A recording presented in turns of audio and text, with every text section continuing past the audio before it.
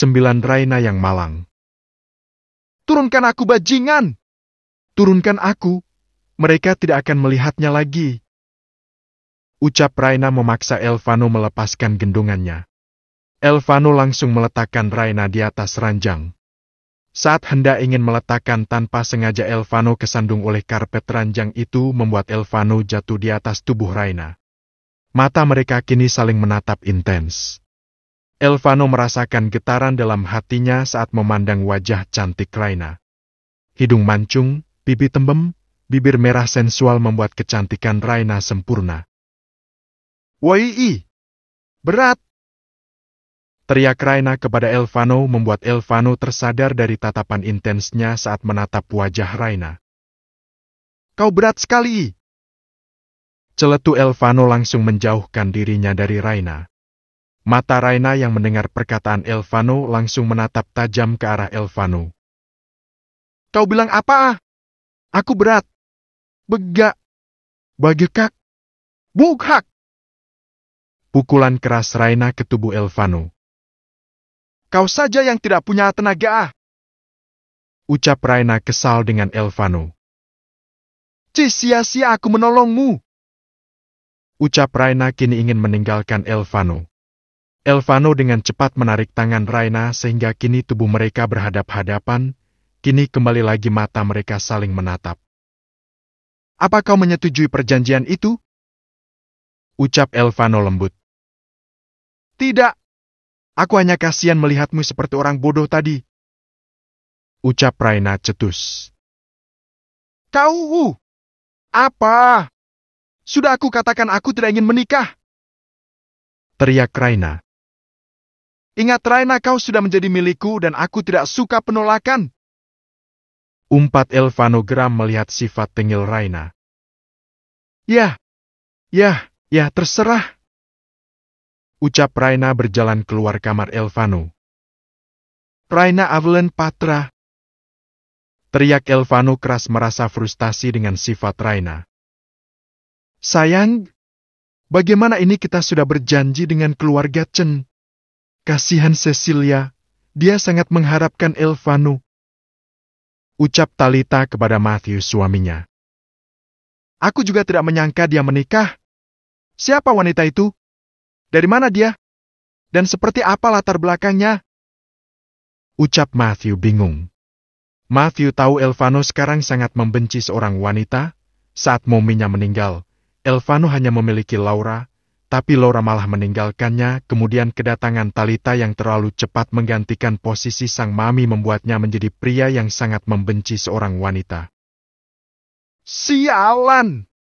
Jika aku tidak memiliki keturunan dari si tua bangka ini, bagaimana aku menguasai kekuasaan Berovan? Sedangkan Cecilia saat ini tidak bisa membantuku," ucap Talita dalam hati. "Aku harus menghabisi wanita itu agar kekayaan milik Elvano jatuh ke tanganku. Dan ya, aku harus segera menggantikan posisi Nyonya Berovan. Sayang, kau harus cari tahu, apa kau tidak malu jika keluarga kita dimasuki oleh wanita tidak jelas?" ucap Talita manja kepada Matthew. "Kau benar sayang, aku harus mencari tahu siapa wanita itu," ucap Matthew sambil memeluk tubuh Talita. Saat Raina ingin ke ruang makan untuk mengambil air minum, dia bertemu dengan Elvano. Elvano hanya berjalan tanpa cepat tanpa menatap Raina. "Mau kemana dia? Mengapa dia terlihat marah?" ucap Raina kini berjalan mengabaikan wajah Elvano yang pergi dengan wajah datarnya. "Nyonya ingin apa?" ucap seorang kepala pelayan. "Aku hanya ingin minum," ucap Raina singkat. "Nyonya bisa menyuruh kami untuk mengambilnya." "Tidak perlu, aku masih memiliki tangan dan kaki," cetus Raina datar, sambil duduk di kursi meja makan yang tersedia.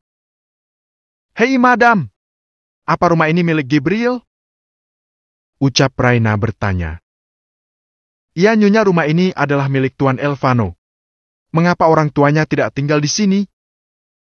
ucap Raina bertanya kepada kepala pelayan. "Maaf nyonya, aku tidak bisa memberitahu tentang ini kepada nyonya.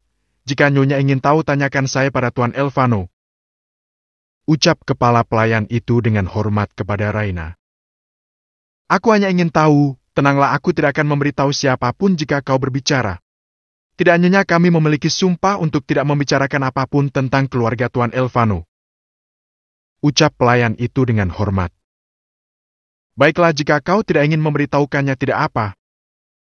Ucap Raina pergi meninggalkan ruangan itu dan berjalan menuju kamarnya. Ah, membosankan sekali di sini. Ucap Raina menghempaskan tubuhnya ke ranjang empuk miliknya. Raina menatap langit-langit kamar itu. Memikirkan jalan hidupnya yang rumit. Ingin rasanya Raina pergi jauh. Raina sendiri adalah pribadi yang sangat mudah menangis. Tapi sejak kepergian ibunya Raina memutuskan untuk tidak menangis. Namun yang namanya hati seorang perempuan dia akan hancur ketika melihat cinta pertamanya. Yaitu sang Dedi malah menghabiskan waktunya dengan wanita-wanita jalang di rumahnya. Pemandangan yang seharusnya tidak dia lihat sejak kecil, dia harus melihatnya. Raina memiliki luka yang teramat besar. Hatinya lambat laun menjadi keras dengan segala hinaan yang dia terima, terlebih Raina tidak pernah merasakan kasih sayang yang sebenarnya. Hidupku memang sudah hancur, seharusnya aku mati saja. Ucap Raina frustasi. Kini Raina berjalan menuju kamar mandi.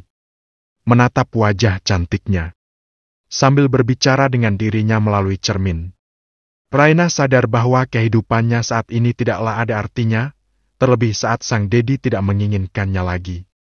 Raina menghidupkan shower kamar mandi, dia duduk di bawah pancuran air itu. Sambil menangis dia merasakan dinginnya air. Raina merasa tubuhnya mulai bergetar hebat. Aku lelah jika harus seperti ini. Ucap Raina menangis. Hampir 2 jam lebih Raina berada dalam pancuran air yang terus mengalir. Terkadang Raina menangis, tertawa melihat kehidupannya sekarang. Lambat laun tubuh Raina mulai merasa kedinginan dan pandangan Raina mulai memudar, sampai akhirnya Raina tidak sadarkan diri. Elvano kini sedang melakukan transaksi penjualan barang-barang terlarang. Penyeludupan barang-barang itu dia gunakan untuk membuat dia semakin kaya. Elvano akan membunuh siapa saja yang berusaha untuk menghancurkan bisnisnya. Bahkan Elvano membayar besar para kepala polisi untuk menutup mulut mereka.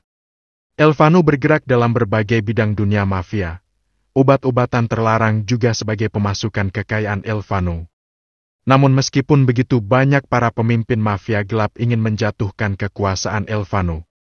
Hari ini Elvano harus menghadapi beberapa pengacau. Elvano tidak pernah memberikan ampun kepada siapapun yang berusaha untuk mengacaukan bisnisnya. Tuan, apa Nyonya Raina setuju dengan perjanjian itu? Ucap asisten pribadi Elvano. Tidak, dia masih bersikeras untuk menolak. Ini pertama kalinya aku ditolak secara langsung. Ucap Elvano. Dia sangat cocok Tuan menjadi Nyonya Besar. Dia memiliki sifat yang sama dengan Nyonya Besar Daina. Bahkan nama mereka hanya beda R dan D saja. Ucap asisten pribadi Elvano. Kau betul, aku baru menyadari soal itu. Hanya saja untuk membuatnya setuju aku harus bekerja keras. Sama seperti Mami dulu ketika aku meminta sesuatu harus membujuknya dengan ekstra keras. Ucap Elvano. Tapi Tuan, aku rasa Tuan Besar akan mencari informasi tentang pernikahan kalian. Kalian harus segera menyelesaikan secepat mungkin untuk menjaga posisi Nyonya Raina. Kau betul. Aku harus segera memaksa gadis tengil itu. Dan tetap berikan dia pengawal khusus. Jika dunia tahu dia Nyonya Besar Beethoven, dia akan menjadi incaran para musuh. Ucap Elvano serius. Baik Tuan, aku akan memilih orang-orang khusus untuk mengawasi Nyonya. Ucap pengawal pribadi Elvano. Kini mereka melanjutkan pekerjaan mereka. Elvano harus menandatangani surat-surat penting dan menghabisi beberapa pengacau. Next time.